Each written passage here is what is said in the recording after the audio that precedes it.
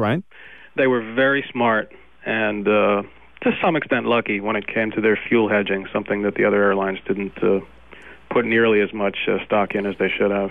Now, one thing, Karen, I know you talk about with regard to Southwest is another way in which that company is kind of lucky is that they don't have a lot of senior staff.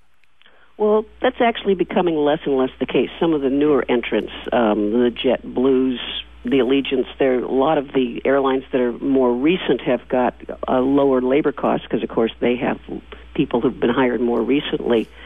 But I think a lot of this is based on education and people's expectations, and I think that's what we have to change in order to get people to recognize how airline flying is going to affect their life and how they're going to deal with it in the future. People love Southwest because they know what they're going to get, and they get it. They're very predictable. And as I put it in, I think in my book or somewhere, they've really mastered the art of get what you pay for satisfaction. Let's take at least one more call. Isaac is in La Mesa. Isaac, go ahead. Good morning. Morning. I want to get back to the security issue, which makes my blood boil every time I fly. I recently flew in and out of Israel, and the security there is supposed to be the best in the world. I think LAX is going to be using Israeli security experts as consultants. Did you fly, Isaac, did you fly El Al? Yes, on one right. leg. Okay. But it doesn't matter who you fly, the security is the same. And they don't make you take off your shoes. They didn't even look at our luggage. They looked at us.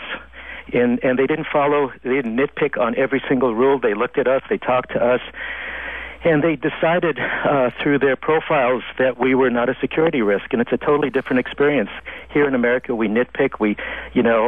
4 ounces of liquid is not okay, but 3 ounces is okay. So I don't understand. It's just following rules for the sake of following rules is what it is here.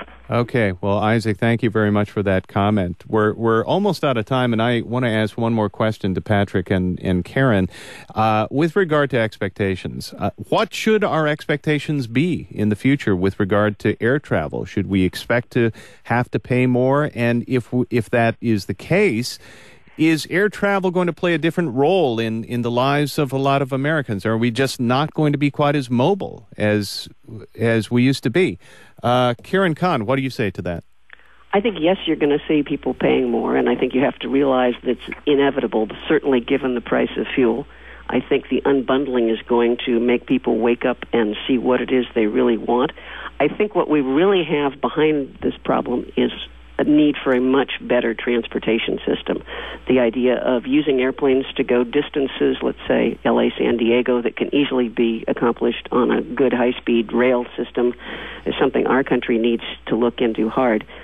And just quickly for Isaac, I think his security ideas are correct, and we'd like to see them voice their opinions to their congressmen so we can get some changes. All right. Well, Patrick, last word from you. What kind of role do you think, given the trends that we've seen and the higher costs that we've seen, what do you think is going to be the role of air travel in the future lives of most Americans?